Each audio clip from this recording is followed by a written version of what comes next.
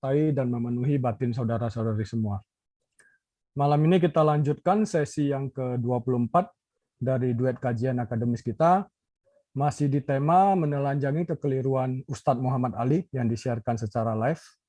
Lebih spesifik, subtema malam ini adalah lanjutan sesi dari sesi sebelumnya ya, yaitu membantah pernyataan polemikus tentang keberadaan Gunung Sinai di Arab. Baik, sebelum kita mulai, mari kita buka dengan doa. Bagi yang belum seakidah dengan kami, silakan berdoa dengan keyakinan masing-masing. Kita satukan hati, kita berdoa. Dalam nama Bapa dan Putra dan Roh Kudus, Allah yang Esa, amin. Ya Allah Tritunggal Maha Kudus, Tuhan para kuasa, pencipta segenap ciptaan, Engkau yang di dalam kebaikan-Mu yang melampaui segala akal, telah berkenan mengirimkan Putra Tunggal-Mu, Tuhan kami Yesus Kristus, nuzul bagi keselamatan kami. Terima kasih ya Tuhan, atas kebaikan-Mu di sepanjang kehidupan kami. Terima kasih atas pemeliharaan-Mu dan anugerah-Mu. Sebentar lagi kami akan memulai sesi kajian akademis ini. Berkati kedua apologet-Mu ya Tuhan, Pak Gracia dan Pak Jimmy Jeffrey, dengan hikmat-Mu dan Roh-Mu yang kudus mengurapi hamba-hamba-Mu. Kiranya setiap materi yang disampaikan mendapatkan tempat yang terbaik di dalam batin kami. Ya Tuhan, layakkanlah hamba-Mu yang penuh dengan kelemahan ini, memohon doa bagi teman-teman yang belum seakidah dengan kami. Tuhan Yesus Kristus, anak Allah yang hidup, yang mengasihi setiap manusia, kasihanilah, kasihanilah, kasihanilah kami. Kami memohon ya Tuhan, segala tabir disingkapkan, segala telinga ditahirkan, dan Sang Kuasa Maha Kudus hadir menyembuhkan kelemahan-kelemahan para pendengar, dan menyelamatkan jiwa-jiwa yang berseru kepadamu. Ya Tuhan, kiranya Engkau berkenan melawat setiap kami. Terima kasih ya Tuhan, berkati juga jaringan dan semua peralatan perlengkapan yang kami gunakan agar dapat digunakan dengan baik. Kami buka sesi kajian malam ini hanya di dalam nama Tuhan Yesus Kristus, Allah sesembahan kami. Haleluya, amin. Silakan dimulai Pak Gracia. Oke, shalom. Selamat malam, bolo-bolo Inyo Manis dan semua sahabat KIR. Malam hari ini, duet apologet Kristen Jimmy Jeffrey dengan Gracia Pilu udah masuk ke, seri yang ke-24. 24. Ini masih membahas topik tentang ide konyol, upaya sosialisasi yang baru bahwa Gunung Sinai ternyata di Arab Saudi. Ini akan dibahas lebih detail oleh Pak Jimmy Jeffrey. Saya hanya brainstorming untuk membedah suatu pola yang umum yang terjadi di dunia polemikus muslim. Yang mana seringkali kita lihat kelompok-kelompok polemikus muslim ini membuat kisah-kisah yang baru yang tidak pernah terjadi dan berusaha sedemikian rupa agar segala kebohongannya ini tampak nyata untuk menggantikan kisah yang sebenarnya. Jadi mereka ini kelompok ahistoris yang tidak suka dengan sejarah dan ingin buat sejarah sendiri. Dan yang semacam ini membuat cerita yang bertentangan dengan sejarah dan ingin membuat riwayat baru sesuai dengan khayalan mereka sendiri. Ini kayak menjadi ciri khas kaum polemik. Ini entah kebetulan apa tidak, kelompok polemikus muslim sangat menyukai hal-hal yang semacam ini. Mereka hanya dipersatukan, yang penting untuk mensosialisasikan dan mempromosikan pandangan-pandangan keyakinan sekte mereka atau kelompok mereka. Sehingga di dalam semua postingan-postingan dan kajian-kajian yang dibahas dan semua upaya propaganda, semua diawali dari asumsi yang dipaksakan. Berusaha membuat cerita baru, riwayat baru, sejarah baru, untuk disesuaikan dengan asumsi-asumsi teologis mereka. Oleh karena itu kalau pakai bahasanya Pak Jimmy Jeffrey, golongan-golongan ahistoris ini, golongan kelompok pseudo-arkeologi, kelompok yang mempresentasikan penjelasan arkeologi palsu yang omong kosong, yang tidak lebih dari stand up komedi atau guyonan lah, lelucon lelucon akademis. Dan ini menjadi ciri khas umum. Yang benar, yang sesuai arkeologis, yang sesuai dengan historis sejarah, dibuang. Mereka menggantikan dengan sesuatu yang baru, hanya untuk sosialisasi, mengegulkan ide-ide Arab di seluruh dunia, mempromosikan apa pandangan hadis yang mereka yakini dari kisah-kisah yang mereka buat atau cerita-cerita yang mereka propagandakan. Tujuannya ini nggak jelas. Saya tidak melihat ada suatu tujuan yang signifikan, yang yang kepentingannya itu nggak terlalu jelas.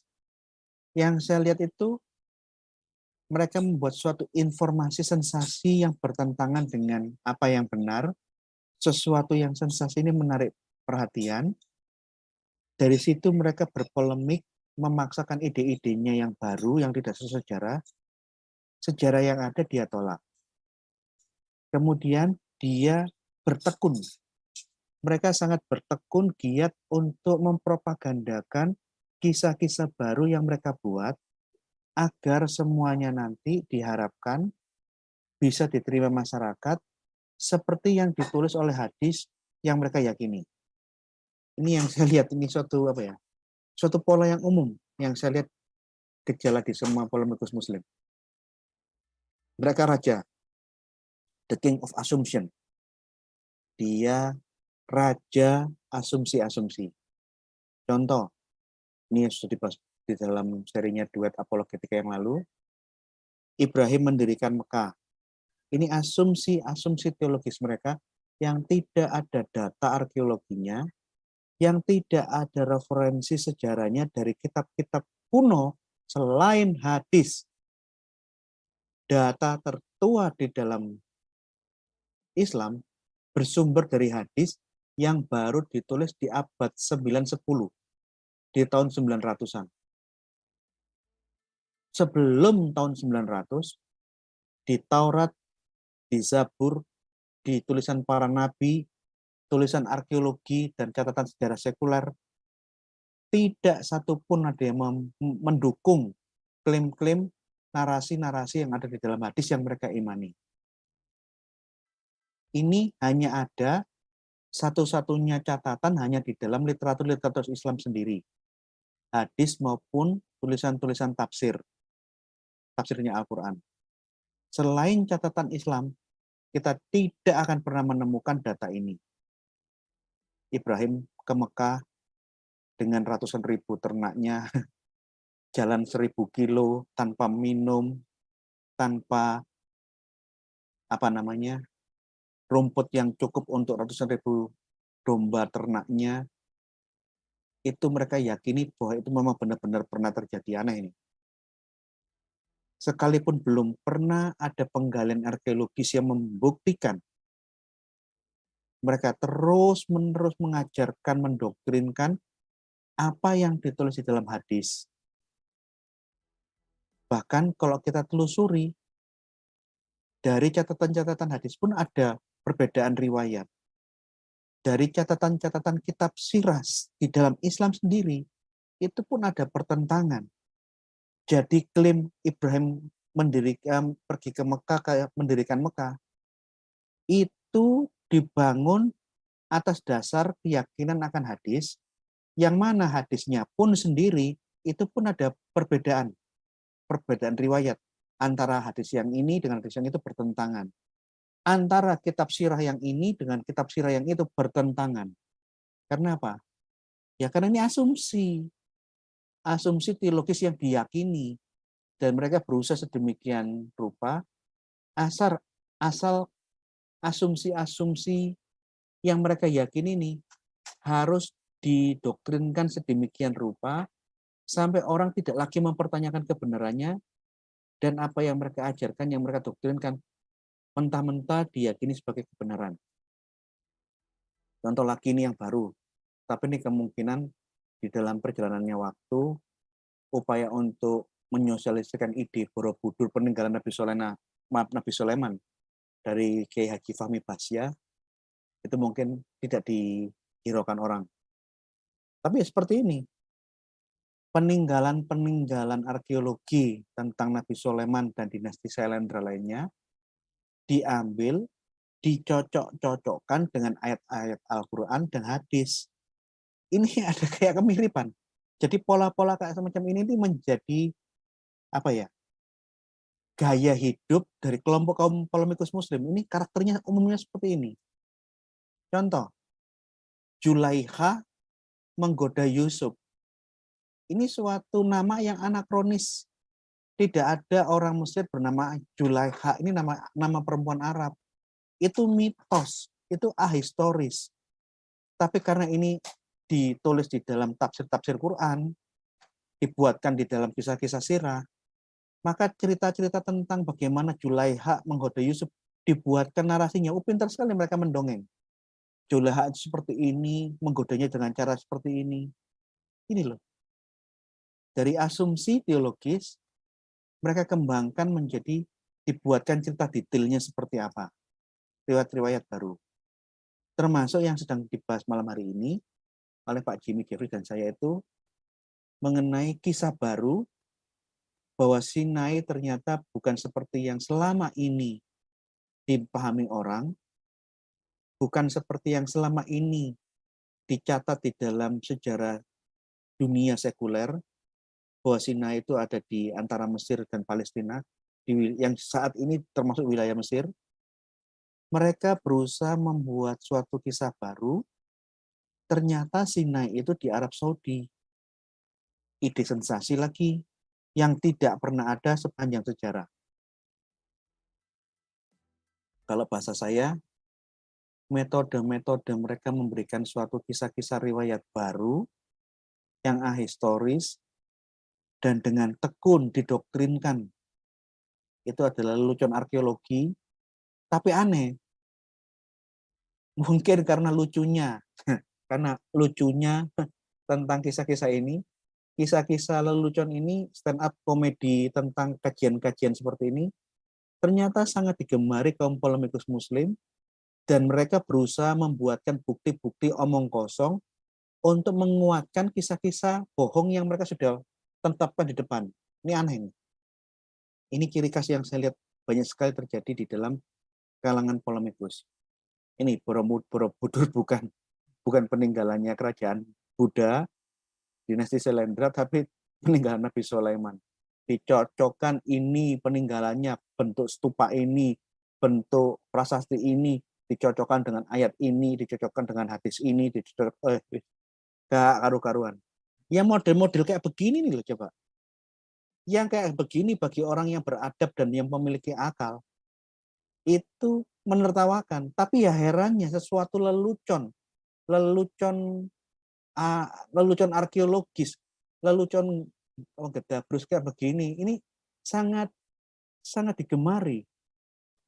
Kayak begini. Menggelikan. Yuk.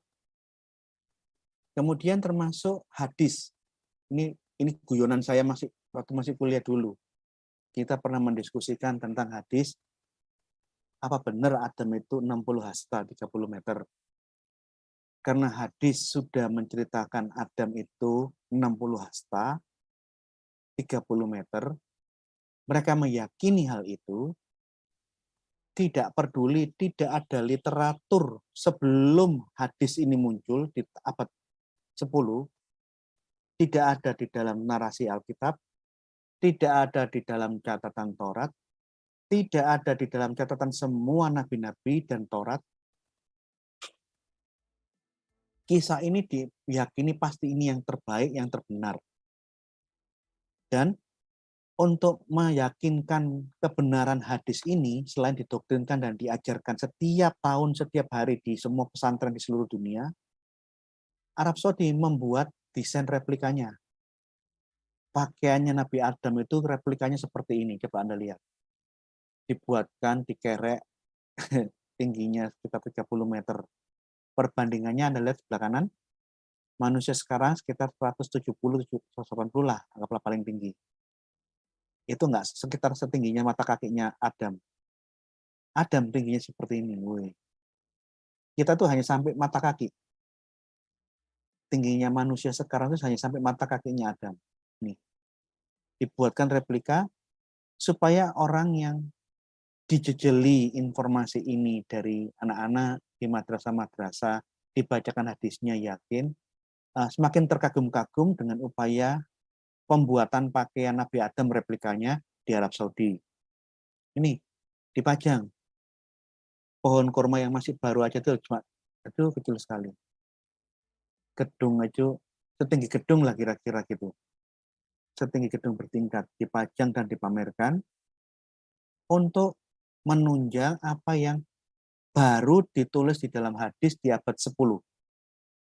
Sebelum ditulis di abad 10, tidak pernah ada satu literatur di seluruh dunia, baik literatur Islam, Kristen maupun literatur sekuler, yang memberikan cerita semacam ini. Ini baru kisah yang baru dibukukan, dicatat di dalam hadis di tahun 930 ke atas. Ini. Bahkan di dalam salah satu websitenya Muslim, mereka memfoto ada kayak semacam ya nih, entah ini buatan atau gimana, di dalam website yang saya lihat dibilang, subhanallah, kemungkinan ini telapak kakinya Nabi Adam. Ya ampun, website Muslim itu istrinya yang kayak gini-gini loh. Subhanallah, ini diduga telapak kakinya Nabi Adam. Walah ya yo, anak isopok ya. Sekolah tuh sampai kayak begini, ya ampun. Jadi mereka serius dengan asumsi-asumsi teologis dan khayalan-khayalan mereka. Dan mereka berusaha menghidupkan dan berusaha membuktikan asumsi yang ada di dalam pikirannya itu terjadi dengan berbagai macam upaya. Termasuk tentang asumsi Gunung Sinai ternyata ada di Arab Saudi. Mereka loh nggak capek-capek melemparkan sekian banyak kereta kayu ke Laut Arab. Setelah ditimbun sekian puluh tahun, terus dimasukkan orang datang men-shooting underwater film, underwater foto bawah air. Ya, subhanallah, ternyata kita keliru. Gunung Sinai itu yang didatangi oleh Musa ternyata di Arab Saudi. Buktinya adalah ditemukan puing-puing kereta-kereta Fir'aun di Laut Arab Saudi. Yang kayak gini-gini nih kegemaran buat kelompok kaum polemikus Muslim yang otaknya sudah nggak berfungsi, mungkin di dalam bahasanya orang NTT atau orang Ambon, otaknya subakarat, otaknya sekaraten, rasa mikir. Bayangkan kayu apa yang bisa bertahan di bawah air laut selama 3.500 tahun. Iku ora dipikir. Asalkan ini membawa nama-nama Arab, mempromosikan Arab, langsung menjadi heboh, diviralkan malah kayak gini-gini. Yang kayak begini-begini, mereka kerjakan dengan bertekun supaya klaim-klaim asumsi hoax-nya itu terkesan nampak benar. Coba lihat. 3.500 tahun yang lalu, kereta Fir'aun terkubur di dalam laut. Mujizat terjadi. Selama 3.500 tahun, keretanya pun masih utuh dan belum hancur. Subhanallah. Allah itu maha luar biasa. Pandangan mereka ngomongnya kayak begitu akhirnya. Aneh-aneh. Kereta Fir'aun ditemukan. Bu, ya kok pikir tuh, ya ampun. Kayak apa yang bisa bertahan di dalam laut selama 3.500 tahun? Yang kayak gini di luar tidak pernah dibayangkan dan mereka tidak mau membayangkan. Asalkan bisa mempromosikan Arab dan kalau bisa diserempet-serempetkan untuk dakwah Islam, mereka akan melakukan ini. Kalau bisa dipakai untuk menolak klaim-klaim Alkitab, bukti-bukti arkeologis tentang perjalanannya Musa, diganti dengan versi mereka akan lakukan. Ini sebagai pembanting. Ini kayu. Bayangkan ya, kayu dari 3.500 tahun yang lalu masih seperti ini, masih utuh. Anda tahu yang Anda lihat ini sekarang apa? Ini reruntuhan Titanic. Titanic 100 tahun yang lalu sudah mulai keropos, sudah hampir remuk ini. Ini besi dibuat di zaman modern, masih 100 tahun sudah hampir hancur ini. Titanic tenggelam 15 April 1912. 100 tahun lebihan, sekitar 100 tahun lalu. 100 tahun sudah hampir merotoli semua. Karena dimakan oleh sejenis bakteri pengurai besi. Dimakan oleh garam-garaman laut. Sehingga kemungkinan sekitar 100 tahun lagi tidak ada lagi seperti ini. Remuk, hilang semua. Hancur. Dimakan oleh reaksi kimia maupun oleh bakteri-bakteri yang ada di laut. Ini 100 tahun yang lalu sudah hancurnya kayak begini. Dan ini mujizatnya Fir'aun. 3.500 kayu masih utuh. Walah yo kualitas otaknya mereka tuh ya seperti itu. Tapi yang segoblok ini pun mereka bisa dengan giat menyosialisasikan, memviralkan demi dakwah, demi apalah nggak ngerti lah alasannya mereka. Mengerikan. Ini loh, Anda kalau lihat peneliti-peneliti itu menemukan bakteri-bakteri bukan hanya reaksi kimia yang akan menghancurkan kapal Titanic, tapi ditemukan bakteri yang menguraikan besi-besi yang ada di Titanic. Sehingga diperhitungkan dalam beberapa saat ke depan, Titanic, kapal raksasa itu akan hancur dan musnah. Termasuk lagi contoh, di dalam Islam, di dalam Quran itu ada di dalam surah Al-Kahfi, ada seorang yang namanya Zulkarnain, atau yang dikenal biasanya Iskandar Zulkarnain. Ini disebut Nabi. Itu di dalam surah Al-Kahfi, dia bertanduk dua. Dialah nabinya Allah yang melihat matahari itu terbenam di dalam lumpur yang hitam. Dia penguasa, punya banyak daerah. Ini nabinya Islam. Semua ulama salaf mengatakan Zulkarnain itu adalah Alexander the Great. Dan diyakini zaman dahulu sebagai nabi Islam yang tercatat di dalam Al-Quran. Tapi masalahnya, mungkin ulama salaf belum membaca tentang penelitian siapakah Alexander the Great. Peneliti-peneliti sejarah dan catatan-catatan dari Romawi kuno menunjukkan fakta bahwa Iskandar Zulkarnain atau Alexander the Great, dia bukan Islam, tidak pernah sholat, dia makan semua makanan yang diharamkan oleh Islam, bahkan dia punya penyimpangan seksual, dia suka pesta seks, dan punya kecenderungan homoseks, suka sesama jenis. Terus fakta-fakta ini mengganggu pikiran para ulama di zaman sekarang. Apa benar Zulkarnain, kalau dulu disangkanya sebagai Alexander the Great, adalah Nabi Islam? Apa benar Nabi Islam itu penyembah berhala? Apakah benar Zulkarnain, Alexander the Great itu Nabi Islam yang tidak pernah sholat, makan semua makanan yang diharamkan oleh aturan Islam, dan juga pelaku homoseks? Nah, karena ada fakta-fakta sejarah yang mengganggu mereka, maka kumpullah ulama-ulama Muslim rapat di Mesir. Di dalam banyak perdebatan, diskusi, akhirnya diambil suatu kesimpulan. Karena Allah sudah berfirman Zulkarnain adalah Nabi Allah, maka tentulah Zulkarnain itu adalah benar-benar Nabi yang pernah ada.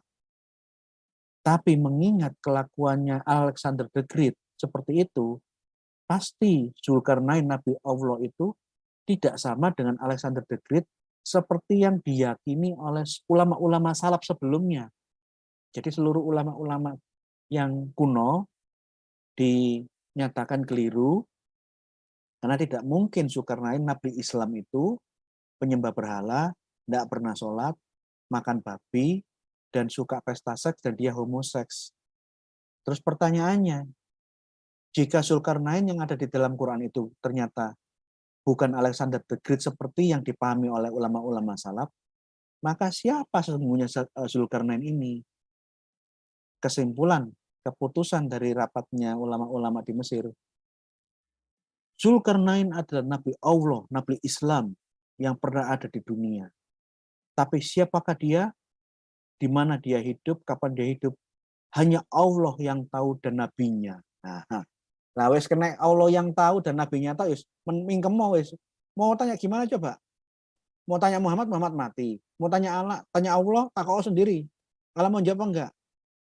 Jadi Zulkarnain adalah satu-satunya nabi yang keberadaannya hanya Allah yang tahu dan nabinya. Nah, ini loh, yang kayak gini. Jadi yang sering kali saya lihat, termasuk yang akan dibahas malam hari ini oleh Pak Jimmy Jeffrey lebih lanjut, klaim-klaim kelompok polemikus Muslim yang menampilkan ide-ide informasi yang sensasional itu sama sekali tidak bisa menampilkan bukti arkeologi, bertentangan dengan catatan-catatan sejarah dunia yang pernah ada. Bahkan klaim-klaim kisah-kisah mereka yang seperti yang saya presentasikan, tidak peduli, tidak ada di Taurat, tidak pernah disebut di dalam Zabur, tidak ada di dalam tulisan nabi-nabi, dan semua catatan-catatan sejarah sekuler tidak ada buktinya, persetan. Selama itu ada di dalam hadis, tugas mereka lah membuatkan bukti-bukti hoax supaya apa yang mereka yakini itu nampak benar. Jadi doktrin yang sudah dijejelkan ini hanya ada di dalam hadis dan tidak ada pembuktian di luar Islam. Hanya literatur-literatur Islam yang mencatat itu semua. Di luar Islam tidak bakal ditemukan konfirmasi sejarahnya. Dan mereka berusaha membuat pembuktian, ya pembuktiannya bukan pembuktian lah, memberikan hal-hal yang membuat orang ini loh, seperti ini loh kisahnya, seperti ini ceritanya, seperti ini loh replika pakaiannya Nabi Adam. Kayak begitu-begitu itu yang mereka buat. Mengenai hal-hal yang agak sulit, mereka jawab, hanya Allah yang tahu. Selama ada di hadis, ini kita harus yakin ini benar ada. Tapi kalau saya tidak bisa menjawab, ya hanya Allah yang tahu. Itu loh kan lebih enak kan? Karena saya tidak maha tahu, hanya Allah yang tahu, semingkem mau coba kok mana, ya ngerti ya. Yang penting yakin. Bukti arkeologis, catatan sejarah, konfirmasi Taurat, dan semua kitab-kitab kuno lainnya tidak ada gunanya persetan dengan itu semua. Yang penting yakin. Oke, ini presentasi saya. Saya serahkan kepada Pak Jimmy. Untuk meneruskan Pak Jimmy.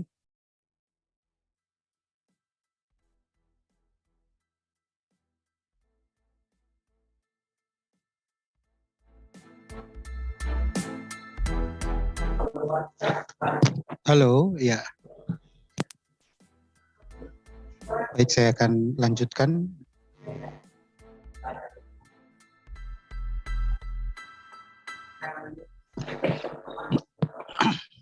Oke. Kita lanjut diskusi kita, melanjutkan apa yang telah disampaikan oleh Pak Grazia dalam topik tentang Gunung Sinai di Saudi Arabia bagian kedua. Dalam presentasi kita beberapa minggu yang lalu, kita sudah mencoba memaparkan berbagai bukti yang menunjukkan bahwa lokasi Gunung Sinai itu berada di Semenanjung Sinai, bukan di Median. Dan kita juga sudah menjelaskan bahwa Sinai pada zaman kuno itu bagian dari Arabia, bukan Mesir. Tapi Ali mencoba menanggapi dengan mengulang-ulang poin yang sudah dijawab tersebut. Jadi dia tidak berinteraksi terhadap poin-poin yang disajikan, tetapi lebih mengulangi kembali apa yang sudah ditanggapi tersebut. Maka pembahasan ini kita akan mempertajam apa yang sudah kita ulas beberapa waktu yang lalu. Nah, pembahasannya kita pertajam dengan beberapa pertanyaan pengantar. Pertama, apakah Sinai kuno berada di wilayah Mesir atau Arabia kuno? Kemudian, data arkeologi tentang penemuan kereta-kereta perang dan teluk-teluk dan tulang-tulang di Teluk Akabah. Nah, juga tentang poin yang diangkat oleh Ali, bahwa jika tulang-tulang yang ditemukan di Teluk Akabah itu bukan merujuk pada pasukan Firaun yang mati pada masa Musa. Nah, apakah itu berarti itu sebuah mitos? Nah, ini yang coba diangkat oleh Ali. Lalu kajian kita berikutnya tentang data-data arkeologi di Midian, yaitu adanya altar, batu terbelah, dan sebagainya. Dan bagi Ali ini katanya bukti kuat yang tidak bisa dibantah lagi. Nah, benarkah demikian? Kita mulai dari pembahasan tentang Sinai kuno, berada di wilayah Mesir atau Arabia kuno. Mari kita lihat peta. Peta di ini kalau kita melihat, Sinai berada di wilayah Mesir. Tapi tunggu dulu. Ini adalah peta Mesir modern. Jadi wilayah negara Mesir mencakup dengan Sinai. Ini perhatikan petanya. Nah, dari dasar pemikiran seperti ini, lalu dikaitkanlah dengan pernyataan Paulus dalam Galatia 4 ayat 25 yang mengatakan Hagar ialah gunung Sinai di tanah Arab. Nah, sehingga logika yang dibangun karena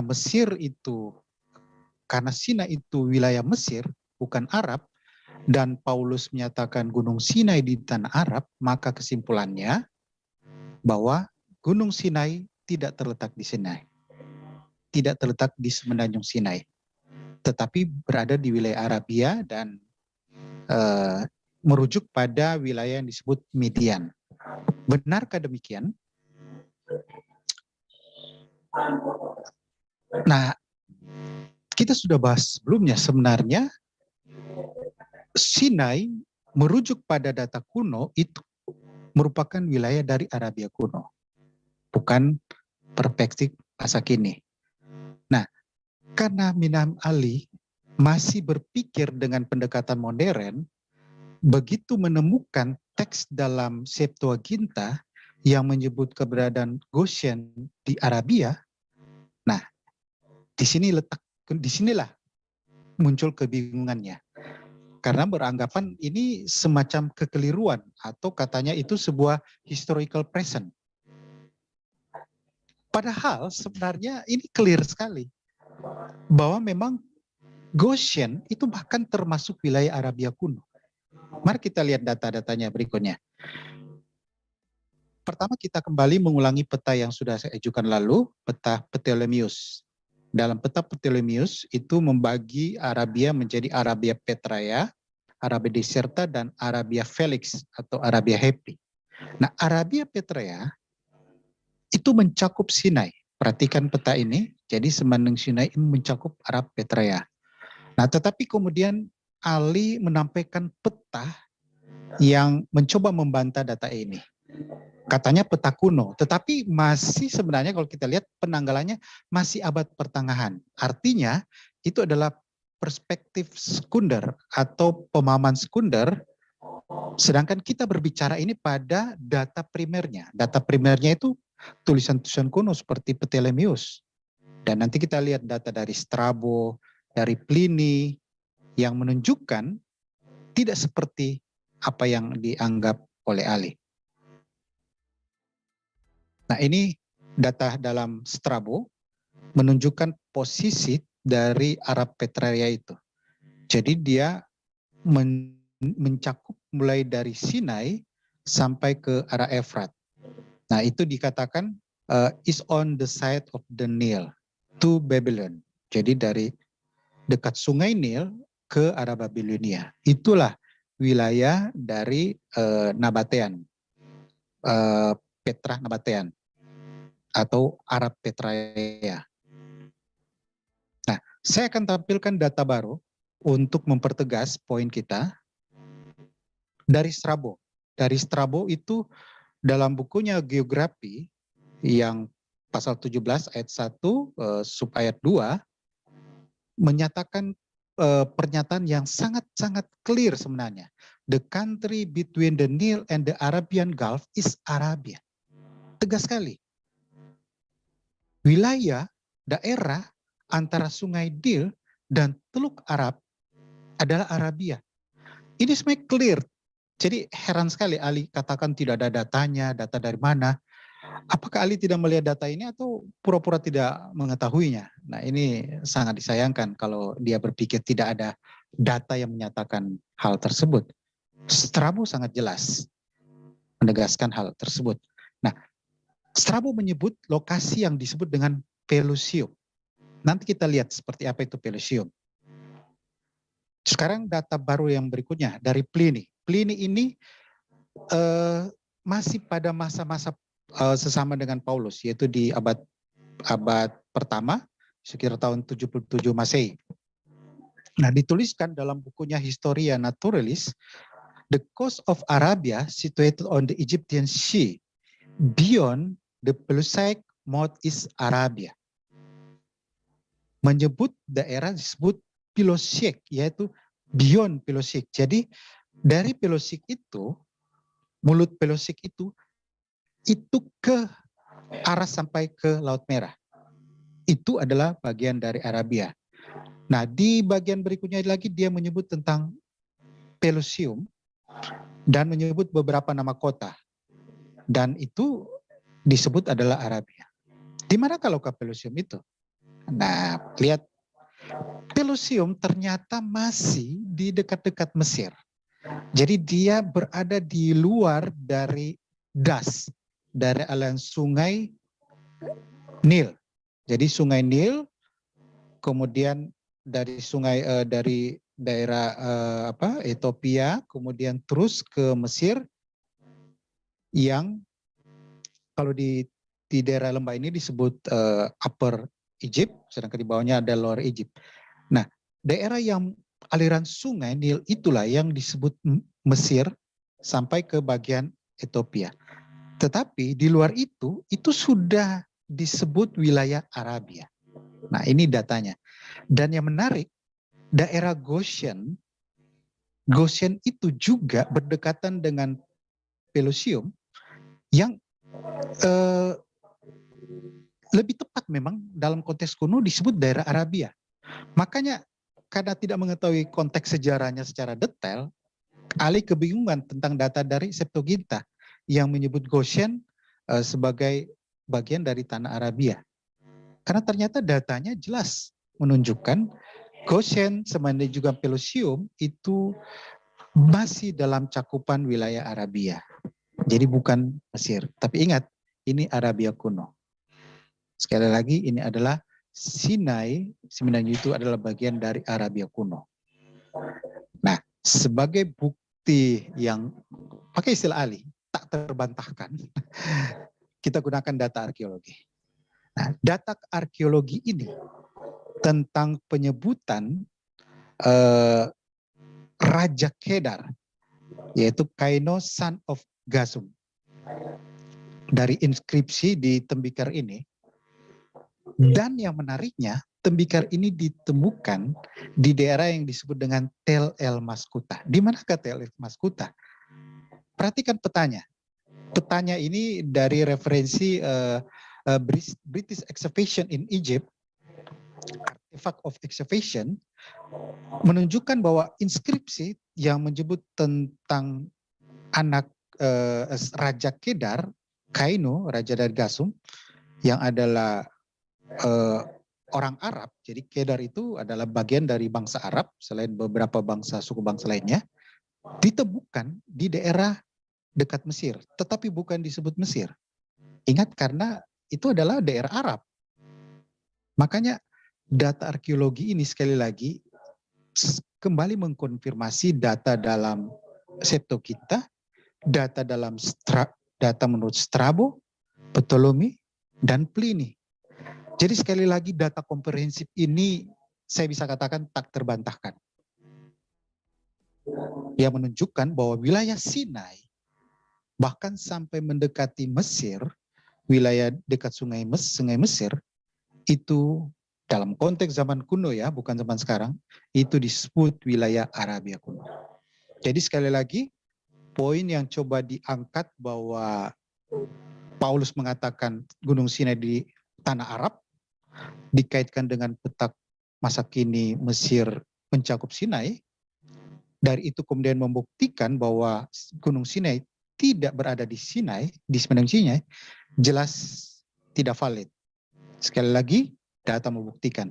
Sehingga Yang dimaksud Paulus dengan tanah Arab itu juga mencakup semenanjung Sinai. Ingat, ini pemahaman pada masa Paulus. Oke, sekarang kita lihat data arkeologi. Nah, ini ada data tambahan, data biblical saya sudah ungkapkan lalu yang menunjukkan bukti tentang Gunung Sinai tidak terletak di Midian. Ini contohnya tentang Musa berada di posisi di Sinai waktu berdialog dengan Hobab, anak Rehuel. Ini anak dari Yitro. Waktu diajak Musa untuk pergi ke Kanaan, dia menolak. Dia bilang, saya tidak mau ikut, saya akan pulang ke negeriku. Nah, dia berbicara di dekat Sinai, di dekat gunung Tuhan. Tapi dikatakan, aku hendak pergi negeriku. Sedangkan negerinya Midian. Nah, dengan kata lain sebenarnya lokasi gunung Sinai, tempat Hobab waktu itu bertemu dengan Musa, itu bukan wilayah Midian. Nah, ini sekali lagi data biblical jelas menunjukkan bahwa Gunung Sinai tidak terletak di Midian. Oke, sekarang kita masuk ke data arkeologi. Bagaimana dengan penemuan kereta-kereta perang dan tulang-tulang di Teluk Akabah? Jika bukan merujuk pasukan Firaun, apakah itu berarti mitos? Nah, ini ahli mendikotomikan, membangun dua opsi. Kalau bukan itu Firaun, pasukan Firaun, berarti itu mitos. Sayangnya datanya tidak lengkap. Ali tidak meneliti lebih dalam referensi yang digunakan dari tulisan Moller. Karena data yang ada menjudulkan alternatif ketiga dan itu lebih didukung data sejarah. Itu bukan keduanya, bukan mitos, karena memang itu fakta real, ada banyak bukti menunjukkan eksistensi peristiwa Exodus, dan juga itu bukan merujuk pada pasukan Firaun. Nanti kita lihat datanya. Kemudian juga dengan penemuan arkeologi di Midian, seperti ada altar, ada batu terbelah, dan sebagainya, katanya itu bukti tak terbantahkan. Nah, ini saya kira dia tidak pernah menunjukkan referensi data arkeologinya, sumbernya dari mana. Jurnal arkeologi yang mana. Nah, saya mengulangi tentang istilah pseudo-arkeologi. Karena rujukan Ali itu dari buku The Exodus Case, tulisan Leonard Moller, Dr. Leonard Moller, tapi doktornya bukan dokter arkeologi, dia di medicine. Tetapi dia peminat sejarah dan banyak hal yang dia teliti, dan sebenarnya secara umum bukunya bagus, The Exodus Case banyak, tetapi bagian-bagian khususnya mengenai peristiwa penyeberangan Laut Teberau, ini tidak tepat. Dia menganggap itu menyeberang dari Nuweiba, menyeberang Teluk Akabah. Leonard Moller, kita sudah lihat bukti, ternyata dalam buku itu tidak merujuk pada jurnal-jurnal arkeologi atau tulisan-tulisan Bonafide lainnya. Dia hanya menyebut korespondensi pribadi dengan Ron Wright. Dan Ali tidak pernah menunjukkan data-data lebih lanjut tentang itu. Hanya mengikuti klaim dari Moller, yang sebenarnya Moller itu mengulangi klaim dari Ron Wright. Nah, kalau masuk ke data arkeologi yang sebenarnya, lihatlah buku-buku seperti tulisan James Hofmeyr. Ini arkeolog yang memang bonafide, James Hofmeyr, ada Kenneth Kitchen, bukunya seperti Ancient Israel in Sinai, ini sangat detail kajian-kajiannya. Lalu buku yang membahas tentang Exodus Case ini ditulis oleh Stendhal dalam bukunya Holy Relics dan Revelation. Jadi kalau kita mau betul-betul mempelajarinya, kita akan temukan apa yang Ali katakan itu masuk kategori hoax. Walaupun diberi kesan akademis. Padahal itu sebenarnya pseudo-akademik. Nah, bagaimana dengan tulang-tulang di Teluk Akabah? Nah, ini Pak Gratia sudah ulang-ulangi berapa kali, mana mungkin tulang itu bisa bertahan lama dari sekian tahun. Ini kajian dari Stendhal mengutip tentang Dr. Ballard berdasarkan kasus dari Titanic. Dan dia menyatakan dari berbagai data yang ditemukan, ternyata semuanya hancur, tulang-tulang yang nggak ditemukan. Dan ini di garis bawahi, ini telah dipublikasikan selama 73 tahun setelah ditemukannya Titanic, setelah peristiwa Titanic, itu perhatikan, not one human bodily remain from over 1.500 individual was found. Jadi tidak ada satu tulang. Ingat, ini data real ya, pembanding dari penemuan arkeologi, penemuan dari Titanic itu. Dari 1.500 orang yang meninggal saat itu tidak ditemukan satupun bagian dari tubuh manusia, termasuk tulang-tulangnya. Ini data real, pembandingnya, kajiannya sangat lengkap. Sudah ribuan film, foto-fotonya yang diambil. Tidak ada ditemukan satupun bagian dari tubuh termasuk tulang. Nah, banding ini 73 tahun lalu sejak meninggalnya Titanic. Bandingkan dengan kisah Firaun 1.500 tahun. Saya kira ini harus pakai logika untuk menilai ini. Dan Ali sama sekali tidak punya menunjukkan referensi jurnal tentang data itu, tulang-tulang itu. Mana referensi kajian arkeologinya? Oke. Nah, sekarang tentang arkeologi di Tanah Midian. Di Tanah Midian katanya itu adalah bukti-bukti peninggalan Israel. Ternyata arkeolog Arab Saudi sendiri itu menegaskan bahwa itu sebenarnya peninggalan era Nabatean. Sekali lagi, itu peninggalan era Nabatean. Bukan peninggalan Israel.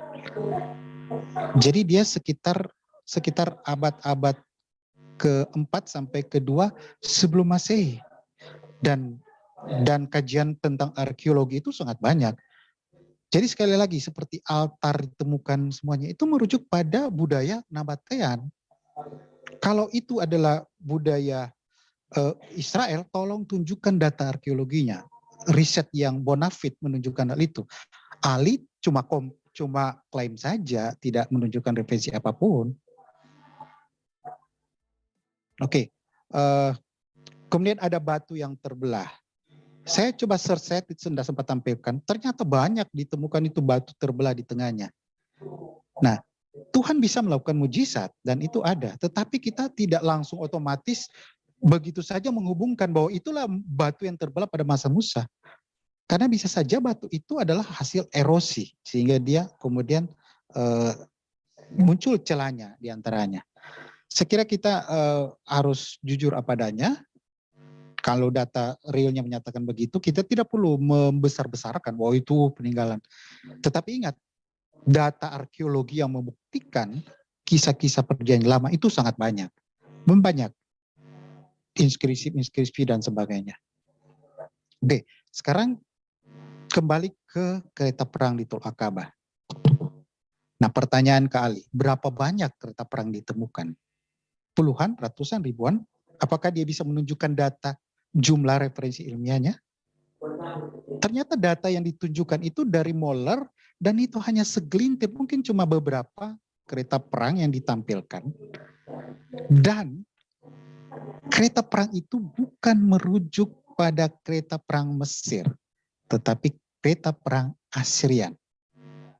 Oke, jadi jelas sekali. Ini salah satu peneliti, William Shea, menyatakan dia telah melihat fotonya dan membandingkan dan dia melihat bahwa itu lebih merujuk pada kereta Assyrian. Dan sekali lagi, di kereta itu tidak ada tulang belulang ditemukan. Karena sudah hancur. Dan terakhir, saya paparkan untuk membantah sekali lagi bahwa itu lokasi Gunung Sinai di Tanah Midian itu tidak sesuai dengan data biblikal. Perhatikan kronologinya, saya sudah coba susun secara ringkas. Mereka berangkat dari Ramses ke Sukot. Perhatikan ini Ramses masih di daerah Mesir, ke Sukot masih. Nah, dari situ dikatakan di Keluaran 13:17, mereka Allah tidak menuntun mereka melalui jalan ke negeri orang Filistin, walaupun jalan itu paling dekat. Jadi dari sini ke arah timur ke arah sedikit utara, itu ke arah Filistin. Itu jalan paling dekat. Tetapi justru mereka harus berputar ke arah selatan dulu, ke ujung semenanjung Sinai, terus baru kembali menuju ke arah Kanaan. Nah, lalu dikatakan mereka menuju Laut Teberau. Perhatikan, ini dari Sukot, mereka ke arah Tubolo, tapi sebelumnya mereka berkemah di Etam. Nah, dari Etam lah baru mereka ke Teberau. Nah, yang menjadi kunci membantah sama sekali itu dalam Keluaran 15 ayat 22. Padang gurun, Musa menyuruh orang Israel berangkat dari Laut Teberau. Ini setelah penyeberangan ya. Lalu mereka pergi ke padang gurun Shur. Ini sekali lagi membantah telak anggapan ada di Midian. Karena apa? Jelas sekali, padang Shur itu berada di sebelah timur Mesir. Ini gambarnya, ini perhatikan. Di sini wilderness of Shur, juga peristiwa Hagar juga di sini Shur. Di sebelah agak ke timurnya, ke arah tenggara itu ada padang gurun Paran. Jadi padang gurun Shur masih di sebelah timur Mesir. Kalau seandainya lokasi Gunung Sinai di Midian, maka mereka, bayangkan ini dari Etam, mereka langsung ke Midian, lalu balik lagi ke Shur. Sekali lagi itu nonsens dan tidak masuk akal. Oke, saya kira demikian presentasi dari saya. Terima kasih.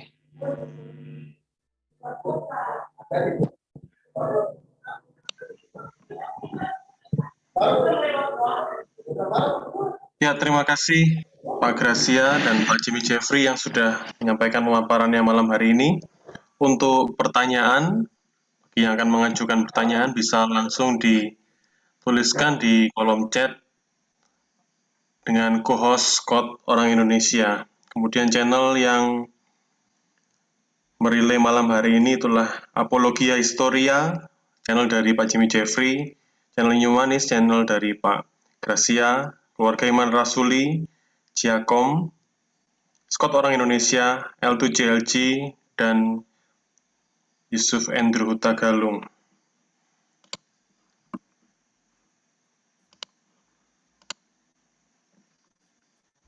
Mari kita dukung pelayanan dari Pak Gracia Pelo dan Pak Jimmy Jeffrey dengan subscribe, like, dan share channel YouTube dari Inyomanis dan Apologia Historia.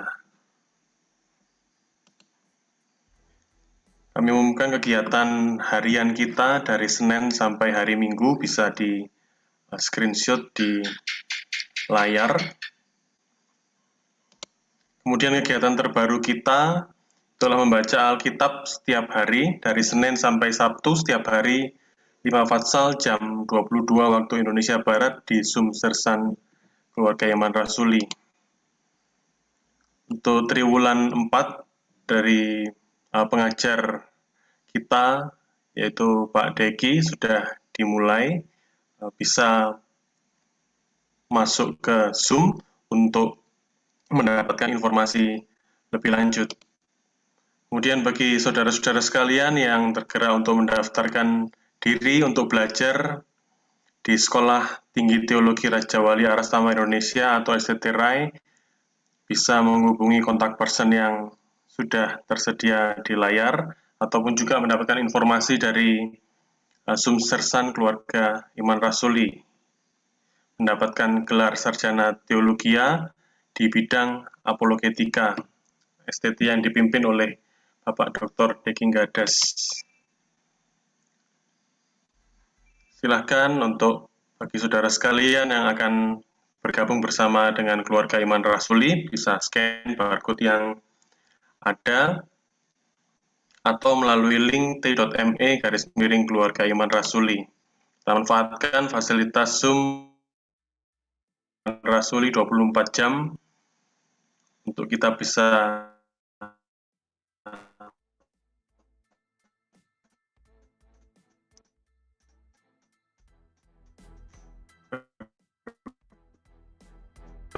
Suaranya nggak kedengaran, Daniel. Ulangi suaranya. informasi dan menerima malam hari ini.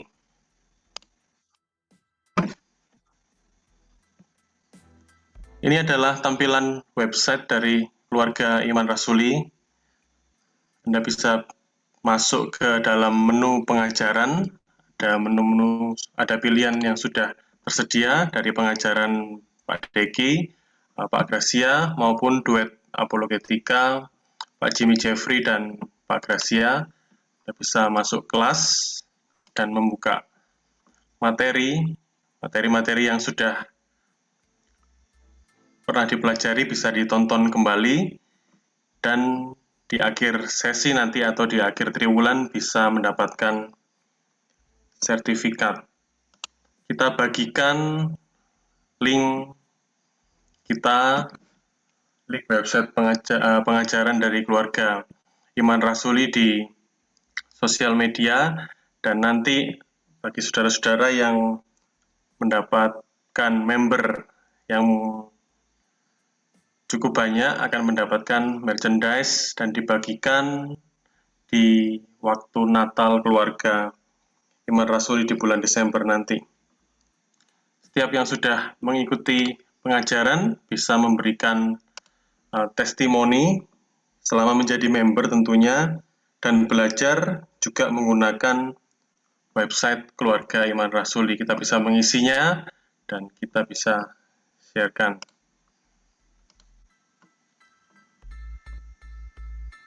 Untuk sesi selanjutnya saya serahkan ke Scott orang Indonesia. Silahkan Scott. Terima kasih. Ada beberapa pertanyaan yang telah masuk. Sepertinya banyak yang antusias dengan topik malam ini. Pertanyaan pertama dari Pak King Pak Kuito. Selamat malam Pak Gracia.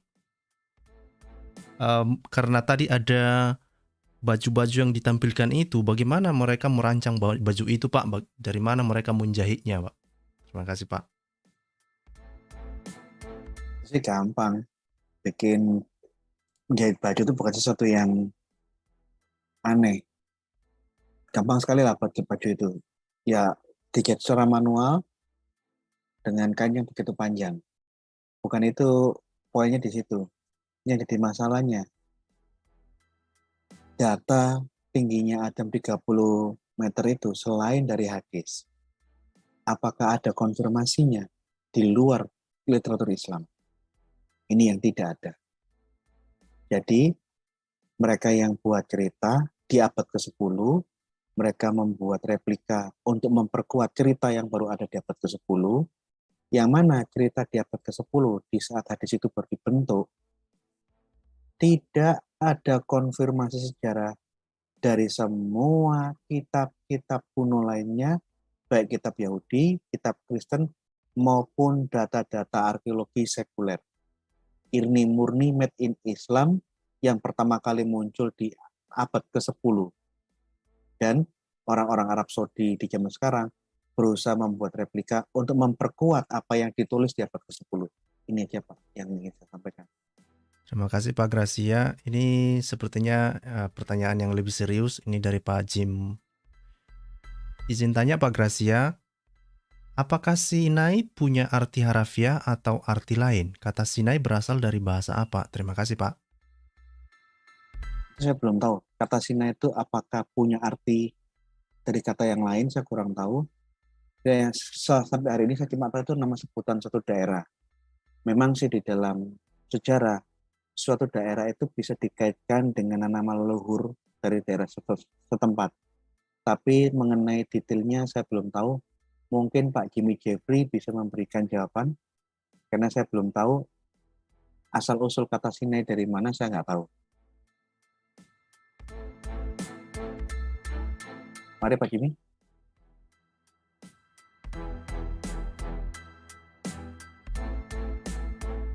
Sepintas yang saya pahami, Sinai itu cuma nama tempat, nama suatu daerah.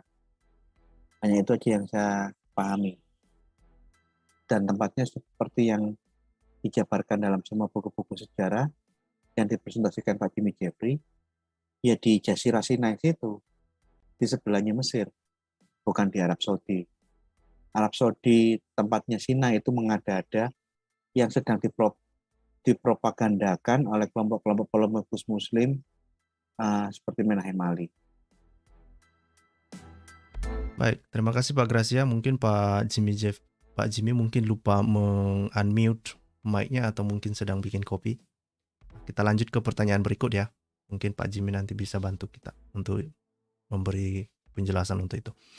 Pertanyaan berikut dari Pak Wiwin. Izin bertanya Pak, apa sebetulnya benefitnya bagi umat Muslim untuk mengklaim bahwa Gunung Sinai itu ada di daerah Arab seperti yang dilakukan oleh Muhammad Ali? Terima kasih Pak.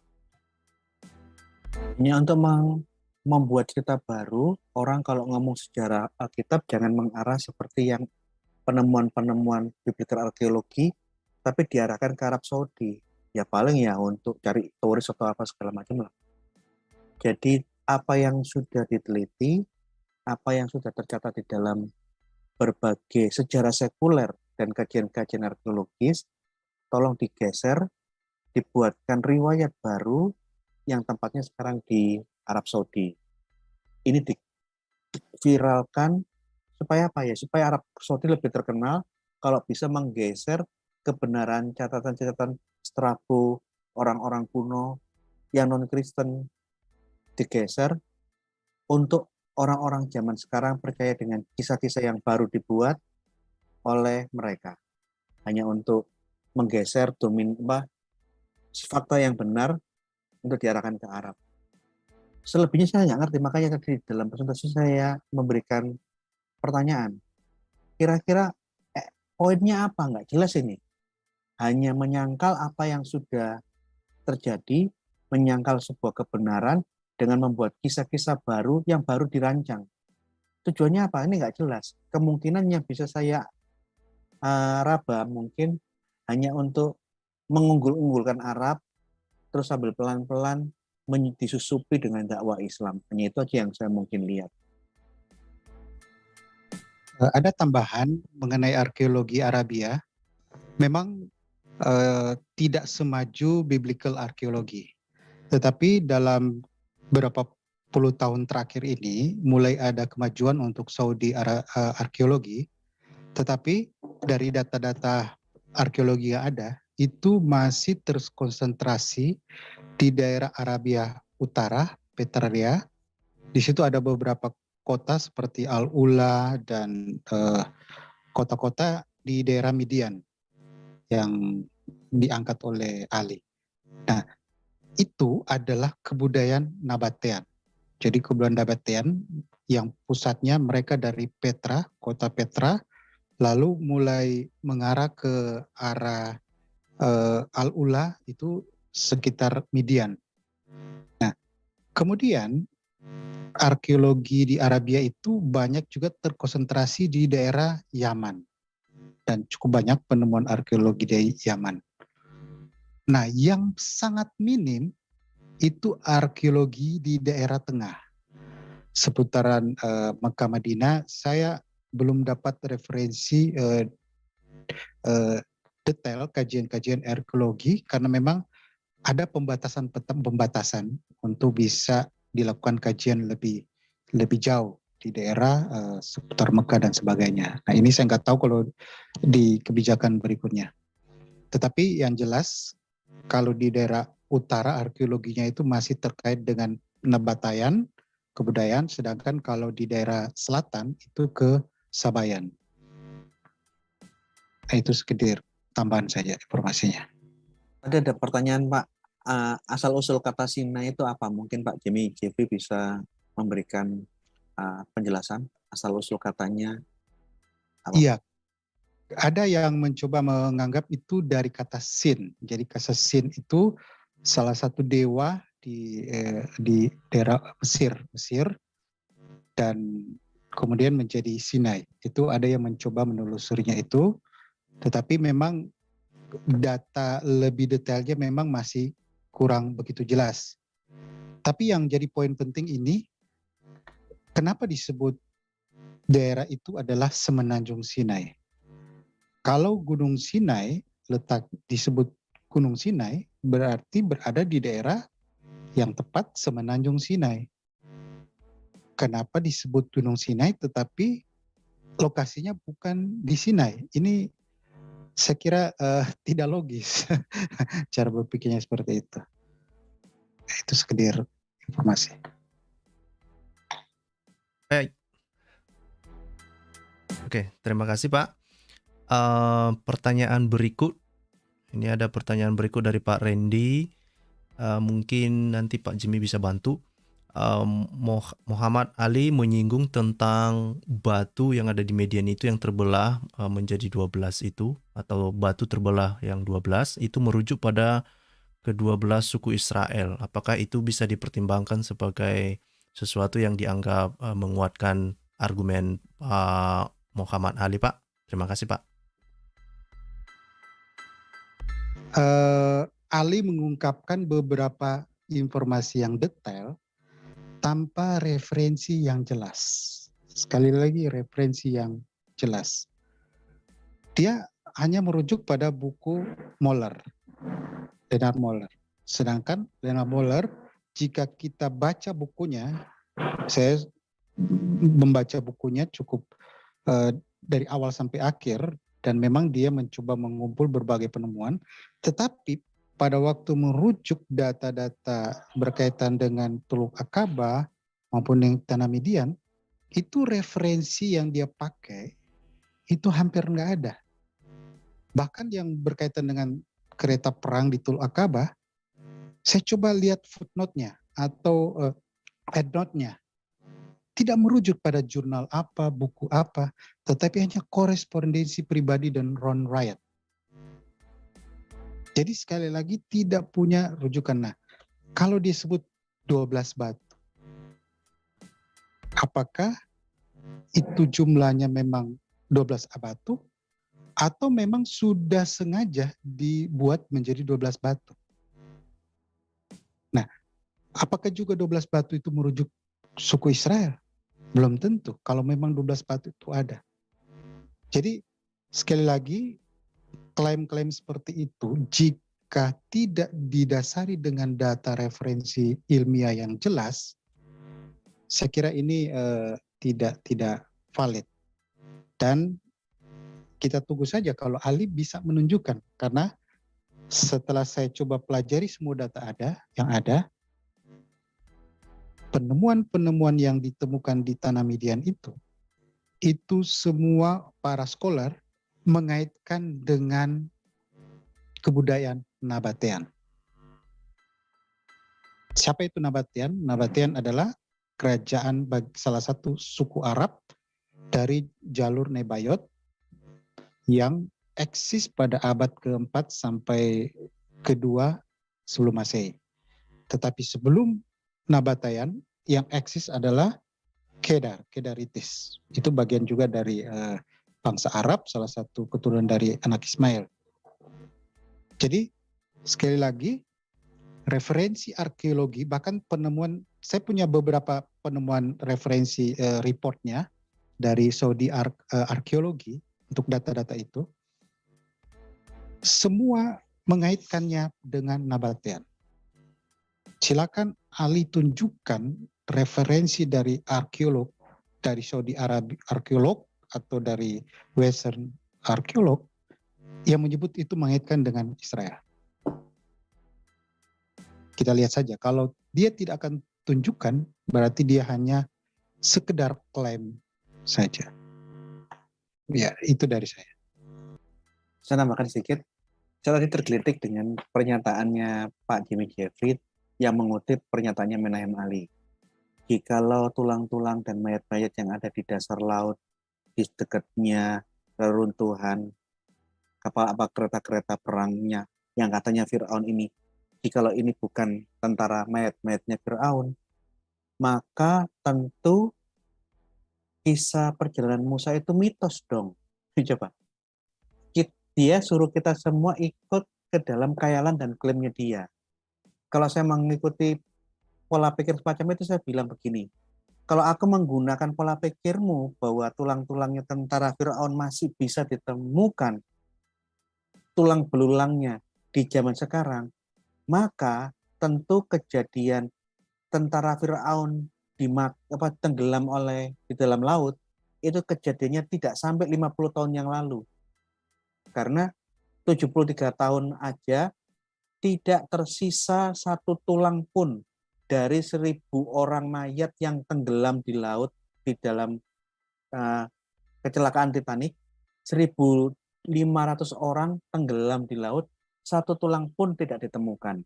Berarti tulang-tulangnya Fir'aun yang katamu ada ini, kejadian perjalanan Musa itu pasti sebelum 50 tahun yang lalu, kira-kira begitu. Ini kan falasi banget kan? Tapi yang kayak begini loh disampaikan dengan selingan bahasa Arab, dengan gaya mimik muka yang seakan-akan serius, subhanallah, sesuatu apa ya, jargon-jargon agama. Yang anehnya, lelucon-lelucon koplak kayak begini ini sangat digemari oleh kelompok-kelompok polemikus muslim.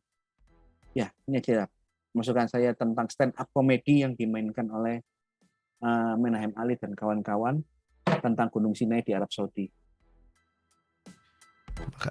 Terima kasih Pak untuk penjelasannya. Ini pertanyaan berikut terkait dengan informasi yang baru saja disampaikan Pak Jimmy Jeffrey tadi. Ini berkaitan. Ini dari Pak Warren TF. Dalam perjanjian lama ada banyak kerajaan, misalnya kerajaan Midian, Persia, Egyptian, dan sebagainya. Kapan peradaban-peradaban tersebut dianggap menghilang, Pak? Terima kasih, Pak. Ya, kita memang harus tahu bahwa ada masa pergantian era kejayaan. Kalau kita belajar sejarah, itu sebelum Romawi eksis, itu adalah kerajaan Yunani. Kerajaan Yunani dengan terutama sejak Alexander, dia melakukan Helenisasi. Jadi semua diyunanikan. Tetapi kemudian kerajaan Yunani itu redup, runtuh, lalu digantikan dengan Romawi. Nah, sebelum Yunani itu ada kerajaan Media, Persia. Jadi memang ini sebuah pola alami dalam sejarah bagaimana sebuah masa kerajaan muncul eksis lalu tenggelam. Nah, pasca lahirnya Islam, kita tahu juga ada kerajaan yang eksis, itu kerajaan Utsmaniyah. Utsmaniyah yang pusatnya di Turki, yang itu selalu dijadi simbol tentang keunggulan dari khilafah dan sebagainya. Tetapi akhirnya hancur juga dengan gerakan nasionalisasi Turki oleh Kemal Atatürk. Hancur dinasti atau kerajaan Utsmaniyah itu, dan yang tersisa menjadi salah satu kerajaan Turki modern. Jadi saya kira itu sebuah alami dalam sejarah sebuah bangsa eksis dan sebagainya. Nah, dalam skala Alkitab ada kerajaan-kerajaan yang lebih kecil, dan kerajaan kecil itu kita ambil contoh saja, kerajaan yang kecil itu dari suku-suku Arab, khususnya dari anak-anak Ismail. Jadi, tapi ingat ya, catatannya bahwa yang disebut Arab itu bukan cuma anak-anak Ismail. Jadi, kita sudah bahas panjang lebar lalu. Nah, dalam kerajaan-kerajaan kecil itu, kalau di Perjanjian Lama, justru yang menonjol adalah Kedar.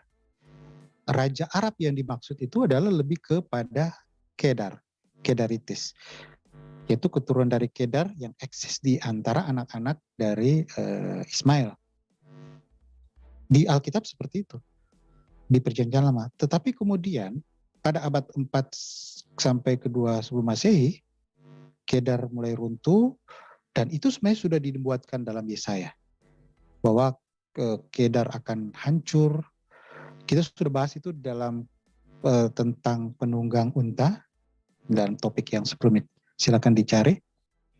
Lalu diganti oleh Nabatean, yaitu dari jalur Nebayot. Jadi sebenarnya itu sebuah hal alami. Ada kerajaan yang muncul, kemudian hancur dan sebagainya. Yang pasti ada kerajaan yang tidak kita kenal saat ini, bukan berarti itu sebuah mitos, tidak. Tetapi kerajaan itu memang sudah hilang dari peradaban karena hancur dan berbaur dan sampai saat ini. Contoh, kerajaan Nabatean. Sekarang kita sulit melacak yang mana itu kerajaan Nabatean. Yang ada sekarang justru semua dianggap Arab. Bahkan Mesir juga dianggap Arab. Itu karena proses Arabisasi. Jadi sekali lagi kita harus melihat masa-masa dalam sejarahnya kapan kerajaan itu eksis, di masa-masa mana dia kemudian mulai meredup bahkan hilang sama sekali. Ya, seperti itu. Terima kasih Pak Jimmy.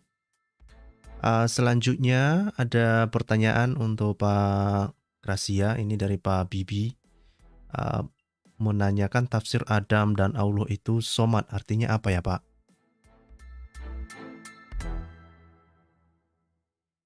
Ulangi. Somat. Apa? Dia Pak Bibi bertanya tafsir Adam dan Allah itu somad, artinya apa ya Pak? Saya kurang paham arti itu. Saya kurang paham. Saya juga kurang tahu maksudnya. Mungkin nanti di diskusi berikut. Ini yang terakhir, ada pertanyaan terakhir dari Pak HRD. Selamat malam Pak Jeffrey dan Pak Gracia. Mengenai narasi yang dibangun oleh Muslim mengenai berbagai cerita di Quran, apakah ada yang bersumber dari selain hadis seperti literatur non-Muslim? Silakan Pak. Kita kalau ngomong ini aneh ini. Saya mau tanya, dari mana orang Muslim sedunia tahu bahwa istrinya Adam itu bernama Hawa? Rujukan tertua cuma ada di Taurat, tidak ada yang lain.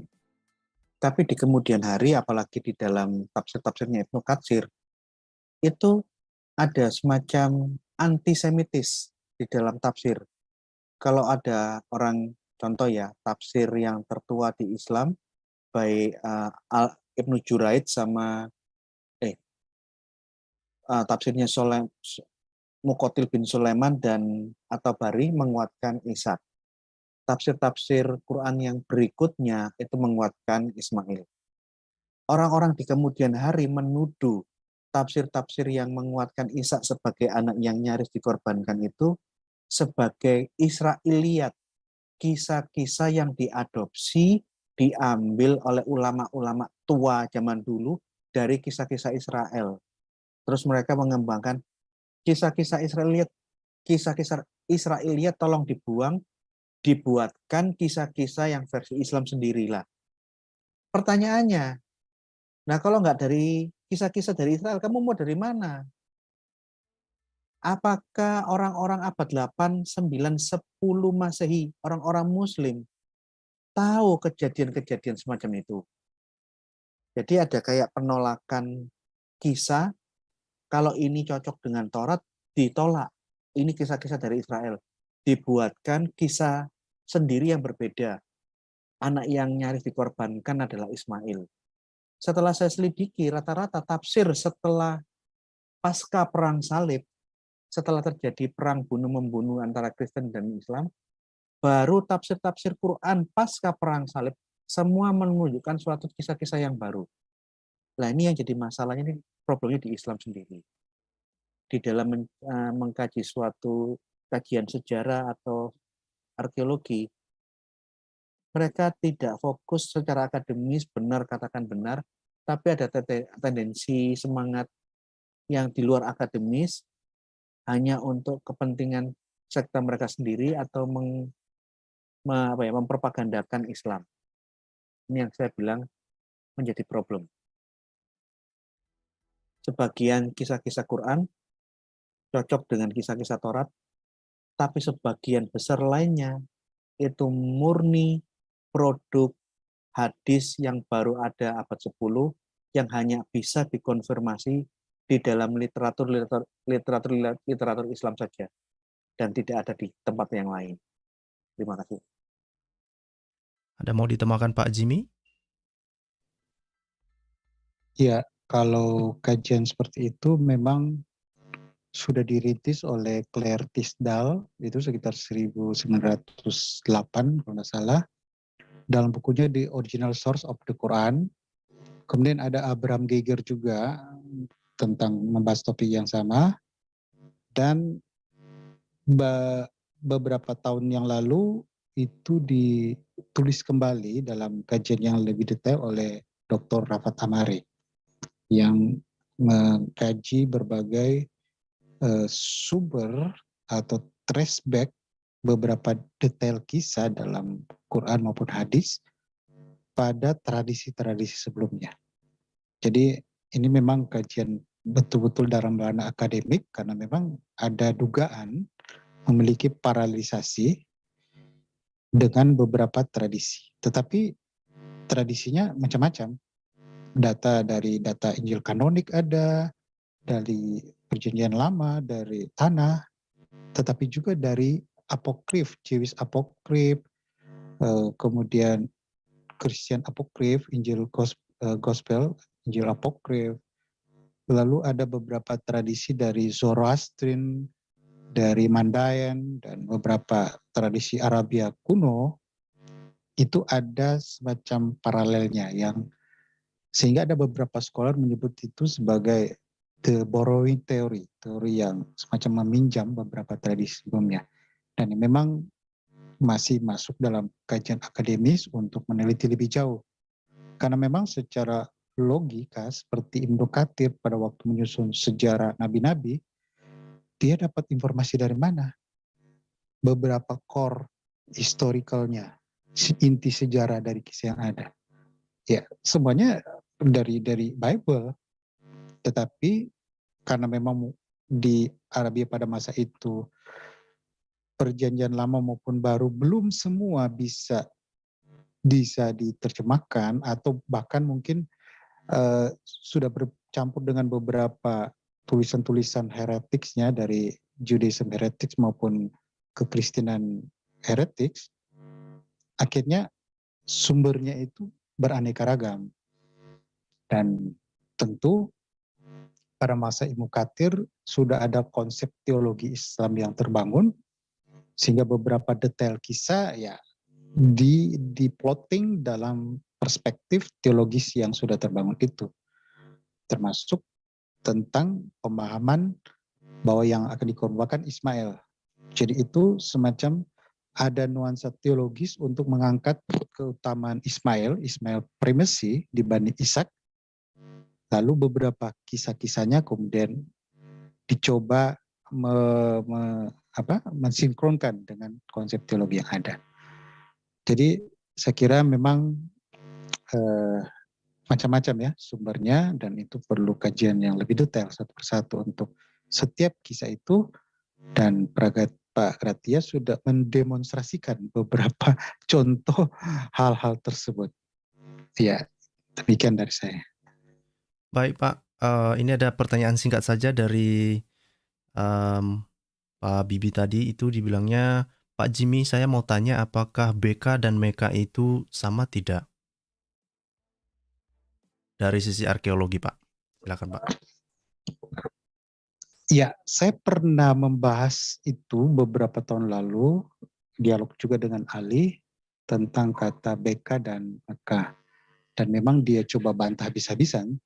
Saya coba ambil rujukan dari beberapa Islamolog, ya memang orientalis, dan itu mereka kadang-kala a priori sih dengan kalau sebut orientalis, yang menganggap BK dengan Meka itu tidak benar-benar identik. Jadi Meka itu lebih merujuk pada lokasi tentang lokasi Ka'bah, sedangkan Mekah itu adalah kotanya. Dan tapi Ali mencoba menganggap itu sebenarnya interchangeable. Tapi di dalam Quran sendiri membedakan, tidak menulis kata yang sama. Nah, tetapi yang menariknya di sini justru dalam Quran itu informasi tentang Mekah itu sangat minim. Mungkin cuma 1-2 ayat. Berbeda dengan informasi tentang misalnya Yerusalem yang sangat melimpah dalam data dalam Alkitab, dalam Hebrew, dalam Hebrew Bible atau Tanah, yang banyak menjelaskan tentang tentang Yerusalem. Nah, kalau mau suka kajian yang sedikit yang kritis, dan ini memang perlu menarik dibahas kapan-kapan, itu teori dari Dan Gibson. Dan Gibson yang menariknya, dia melakukan survei berbagai masjid kuno pada abad 1 dan 2 Hijrah, dan dia temukan, dan dia itu dituangkan dalam bukunya The Quranic Geography, dan ada buku yang kedua The Early Mosque Qibla. Dia tunjukkan data bahwa arah kiblat itu pada abad pertama Hijrah itu justru bukan mengarah ke Mekah, tetapi mengarah ke arah lebih utara, dan itu menurut Gibson ini lebih ke Petra. Dan memang agak dekat sih dengan Yerusalem. Nah, sehingga teori dari Gibson ini bahwa sebaik Mekah yang dimaksud itu sebenarnya Petra. Nah, ini memang kontroversial dan coba dibantah beberapa Muslim scholar termasuk Ali dengan berbagai data yang mereka sajikan, tetapi yang menjadi hal yang menarik sebenarnya itu primary datanya, yaitu data arkeologi itu, yang menunjukkan memang abad pertama itu arah-arah mihrabnya atau arah kiblat dari masjid kuno itu bukan ke Mekah. Nah, ini memang kapan-kapan dibahas, tetapi memang ini sebaiknya dalam ranah diskusi akademik, karena kalau di luar itu nanti dianggap hal yang tidak pantas. Saya kira ini memang masih ranah diskusi akademik. Ya, itu dari saya. Terima kasih Pak Mau Jimmy. nambahkan dikit, Oh, silakan Pak. saya mau nambahkan dikit. Bukan hanya lembah Baka yang dikaitkan dengan Mekah oleh Menahem Ali. Apa yang bisa dikaitkan ke Mekah, entah itu kemiripan bunyi, mereka akan kaitkan. Lembah Baka itu di selatannya Yerusalem, di Palestina, di Israel. Terus dia tafsirkan, karena ada lembah Baka, inilah tulisan Mekah, nubuat Mekah di dalam Alkitab. Padahal lembah Baka sama Mekah hubungannya ya apa? Hanya karena akhirannya kah, kamu anggap sama. Bukan hanya lembah Baka, lembah Beka yang di dekat Yerusalem dikaitkan ke Mekah. Di dalam buku yang ditulis oleh Menahem Ali, saya punya di rak saya, dia mengaitkan kata kerja dalam bahasa Ibrani, bo'aka. Bo'aka itu artinya menuju, pergi. Menuju, kata kerja bo'aka. Dikaitkan, inilah bukti kota Mekah di dalam Alkitab. Coba bayangkan, apapun yang bisa diambil, ini ilmu gaduh, makanya saya bilang ini stand up comedy, benar-benar stand up comedy. Segala sesuatu yang bisa akhirannya kah dikaitkan ke Mekah, dipakai sama Menahem Ali. Satu, lembah Baka dikaitkan dengan Mekah. Kedua, kata kerja bo'aka yang artinya menuju, pergi, dikaitkan dengan Mekah. Ya seperti inilah cara kerjanya kelompok polemikus Muslim. Tidak jauh dari apa yang saya presentasikan.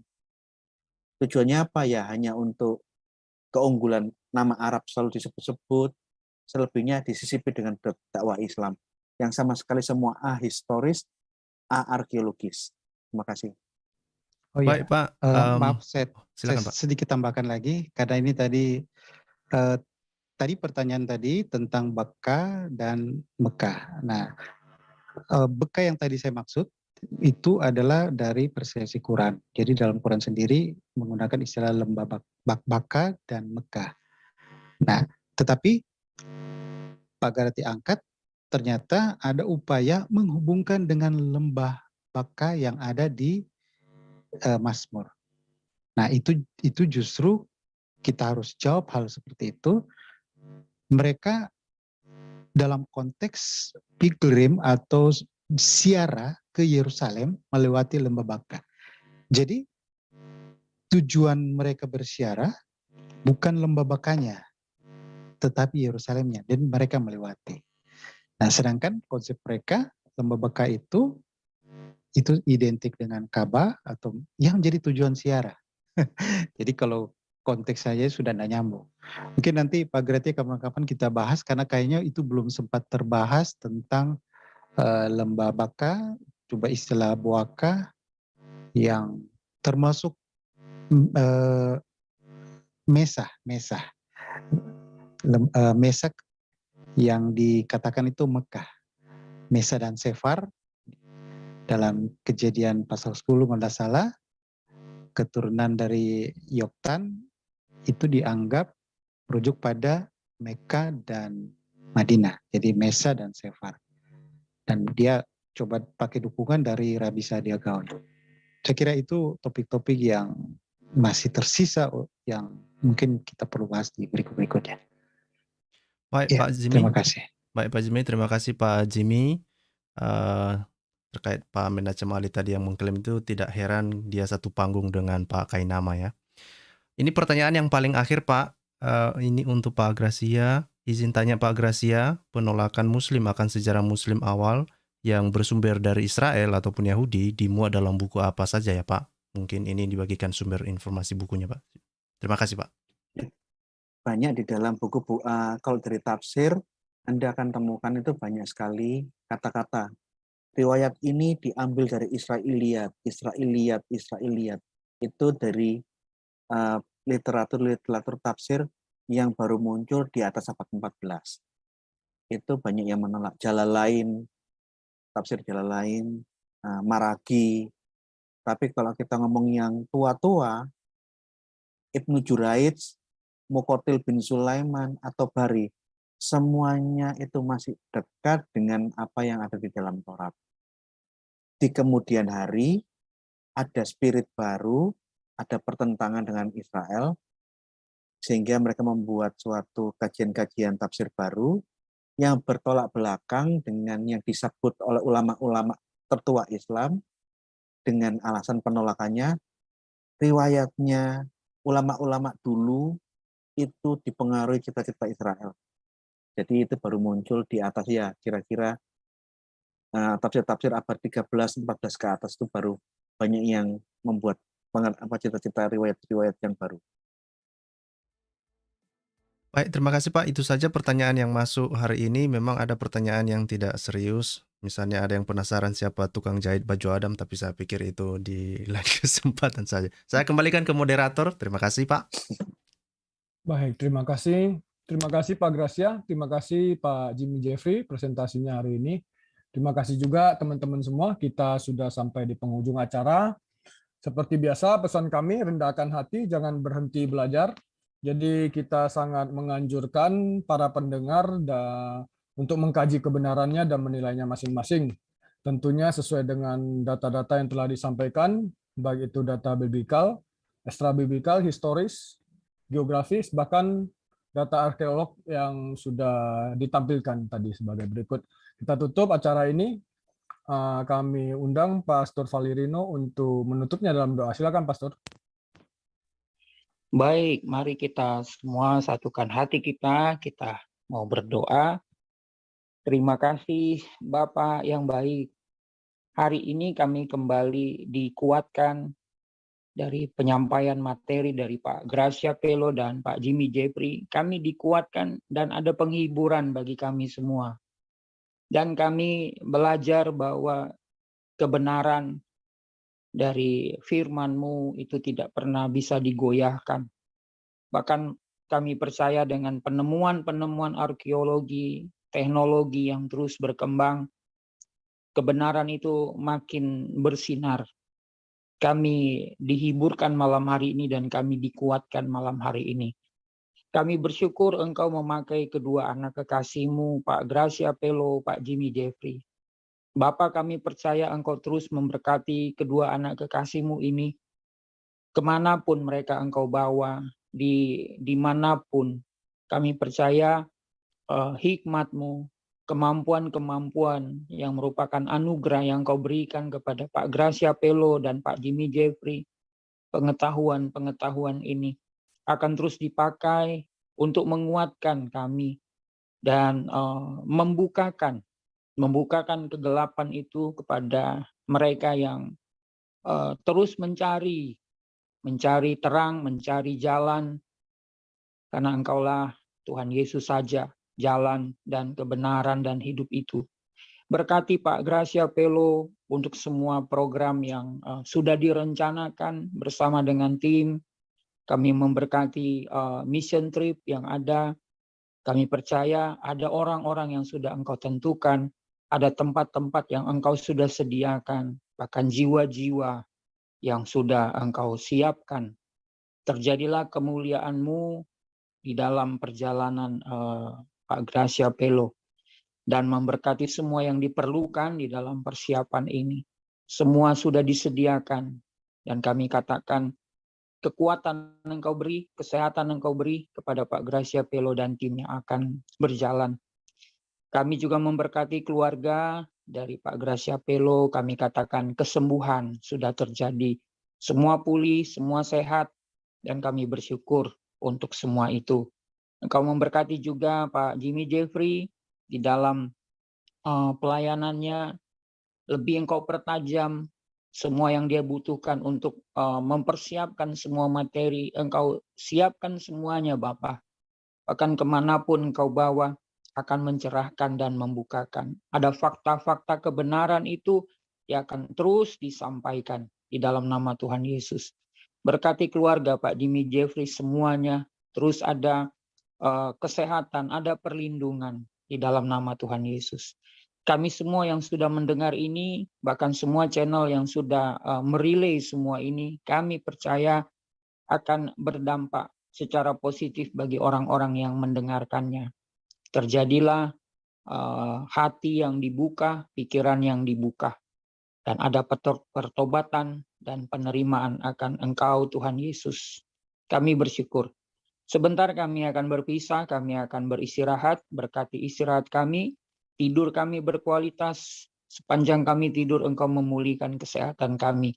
Besok kami bangun dengan tugas kami, urapan baru, berkat-berkat baru kami terima. Kami akhiri pertemuan kami malam hari ini. Di dalam nama Tuhan Yesus kami sudah berdoa. Amin. Terima kasih Pak Gracia, Pak Jimmy Jeffrey, Tuhan selalu memberkati, sehat selalu. Terima kasih Pak Gracia, Pak. Ya, Thank you, ya. Pak. Banyak. Terima kasih semua. Terima kasih. Terima kasih Pak Gracia, Pak Jimmy Jeffrey, Bapak.